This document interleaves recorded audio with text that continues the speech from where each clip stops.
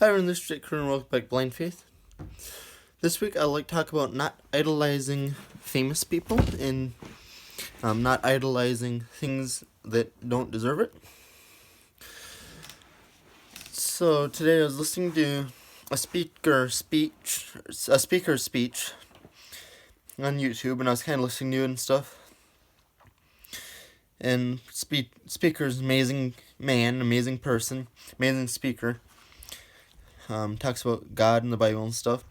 Amazing person all around. And I remember when I was younger, I used to kind of look up at these people and be like, they are so far away. They are like so above me. They seem like so much more important than me just because they're famous. Like it was like the idea that a famous person is much more important than an everyday person. And all of a sudden I was listening to this person today, and all of a sudden I realized that people are still people. I mean, no matter how good of a speaker you are or how good of a singer you are, at the end of the day, that person is still just a person. And we need to make sure that we're not idolizing them and following them no matter what they do or whatever they wear or what they say. Because even if it's the best person in the world, even if they try their best to share God's word and stuff, people still make mistakes. Humans are still just humans. Sometimes they say the wrong thing. Sometimes they wear the wrong thing. Sometimes they do the wrong thing. I look at some famous singers. Sometimes they might dress inappropriately, or famous people might say inappropriate things they're trying to backpedal and apologize for and stuff. And it just goes to show that no person is perfect. The only one that is perfect is God. We are not perfect humans. Humans are not perfect, no matter how much we try. And especially younger people and stuff, everyone needs to be careful not to be overly influenced by some of these people. You can look up to people and stuff and use them as a good influence and stuff, because a lot of people have parts in their actions and stuff that are good influences. But at the same time, you also have to look and realize that everyone has a flaw, and you almost need to dig through and recognize that the person you're looking up to has a flaw somewhere. You can find their flaw or whatever, because if you cannot admit that they have no flaw, or if you cannot admit they have a flaw, if you say they do not have any flaws, then you gotta be careful, because the only one that doesn't have any flaws is God. All of us humans do have flaws. We do have mistakes. I even look at me when I'm talking. I have a tendency to say and and I try to get better at this, but at the end of the day, I'm still human, and I'm not God. That's the thing, is you'll have to remember. And that's the thing also, that when you're speaking or when you're on public and you make a mistake, when you're giving a speech and you make a mistake, and you say or too often, or you screw up your words and say something wrong, say something you meant the opposite of, just fix the mistake and go on, because you are just human. You aren't going to be perfect. If people can't recognize that you're not perfect, then they need to learn stuff as well, because we are just human. So that was part of the message, is that recognizing that don't idolize and follow people, athletes, singers, speakers, leaders, all these people. All of them still make mistakes. So don't have a picture in your mind of that's the person you want to be like, because they still have mistakes, even if you're not seeing them. Maybe in their everyday life they have a mistake that you don't see on TV or in their songs or while they're speaking. That's the thing. That I think it's real important to recognize for us to recognize ourselves that we make mistakes, and to recognize that those around us make mistakes because none of us are perfect. And then we also have to be careful not to idolize and think material possessions are more important than they actually are, because we kind of idolize money and think money is the most important thing on earth, that we give social standing off of money, and we get people believe if they have less money that they'll be happier if they have more money, which might be true to a point, but it's not, because you might have less stress in some aspects. But no matter what, humans are not going to be happy ever. If you ask a billionaire if they're happy, they would say they still want something in life. If you ask a guy that has $10 to his name if he's happy, he'd still want something.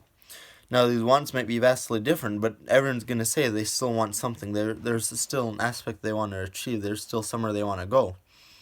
And we need to recognize that money is not the most important thing on earth. God is the most important thing. And God's currency, I like to tell people now, that God's currency is love, because love is one of the most important things on earth. If you love one another and love your neighbor, your family, your friends, those around you, if you love your enemies even, the world will become a much better place. A place where money doesn't exist anymore. Money's not important. Because if love is your currency, then why do you need money? Because if love is your currency, you're going to share, and you're going to make sure that people don't go without, and everyone's going to have power and standing in the world, because everyone might have an opinion. Everyone's opinion is good to be heard, and you look at, if we love one another, you'll sit down and listen to my opinion, I'll listen to your opinion, and it's important to have different opinions. That's the other thing we have to understand. Because, I get into the political debates too, but I always keep in the political debates, when I'm debating politically, I always keep in mind, at the end of the day, the person I'm debating with is still my friend. They're still someone I would sit down with every day and have lunch with. They are still someone that I'll tell stories to and share information with. There's still people that I trust and ask their opinion on stuff, because their opinion matters to me. One of my best friends is on the opposite side of the political spectrum from me, and we used to debate politics every day over a game of chess. It shows that politics do not have to be backstabbing, argumentative, heated debates. They can be calm. They can be collected and not be heated.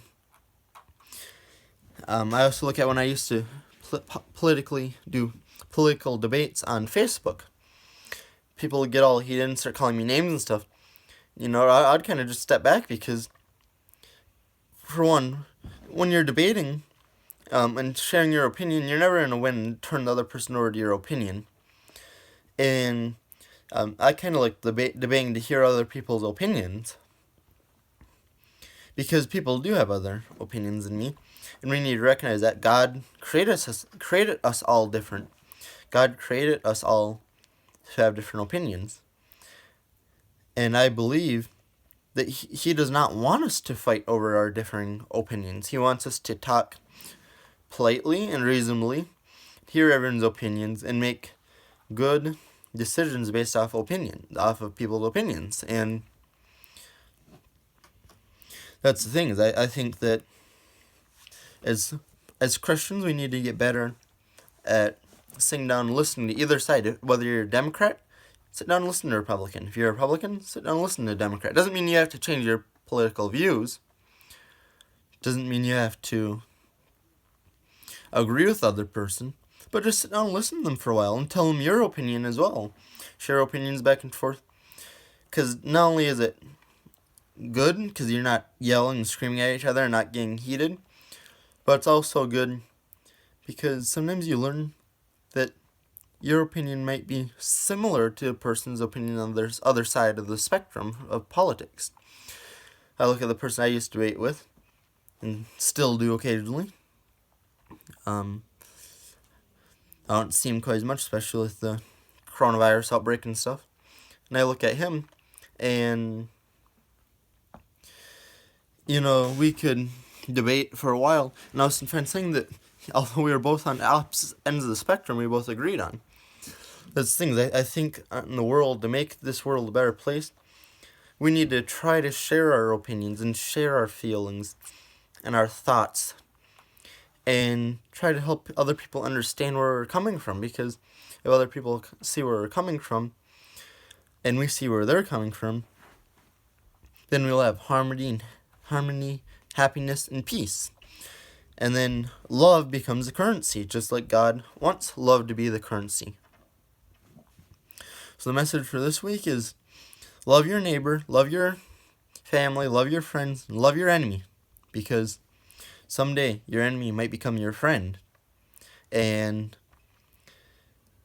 I've learned that some of the people that I meet right away, and I think I'm like, oh, their attitude didn't seem like they're the nicest person or whatever. And I end up making decent friends with them and realizing that their opinion actually does matter and stuff, because everyone's opinion does matter. And we need to make sure that we're not judging off of small opinions and stuff. As long as, at the end of the day, the more people we can get into Christianity, because God wants us all to have the opinion, or all be His people, but He expects differing opinions. That's why He wrote the Bible. That's why the Bible is written the way it is, because it's written in parables and stuff. And when you read the Bible, I've been sitting down lately with friends and family and making podcasts with them, and I'll sit down with them for a while and talk about a chapter. We have a tendency to agree some of the time and agree with the other person, but we also, when we first come in, we usually have vastly different viewpoints of what the Bible meant on that chapter. Like, I'll come in and read the chapter, and I might go, yeah, it was meant this. The person's like, I never thought of that, but that's a really good point, but I thought it meant this, and I'm like, oh my goodness, that makes sense too. So just make sure that you're sitting down and discussing the Bible. The Bible is very important, and hearing other people's opinion on the Bible. This is Jake Crew, Blind Faith. See y'all next week. Thanks for watching.